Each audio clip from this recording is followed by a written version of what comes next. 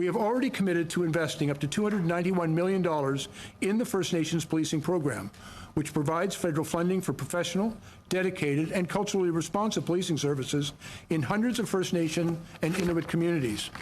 That federal funding commitment is ongoing, and it includes an annual increase to keep up with inflation, providing greater financial stability for communities.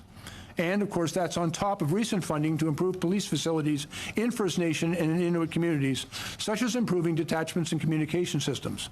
And that means funding for 185 police agreements under the First Nations policing program, policing a First Nations and Inuit population of roughly 432,000 people.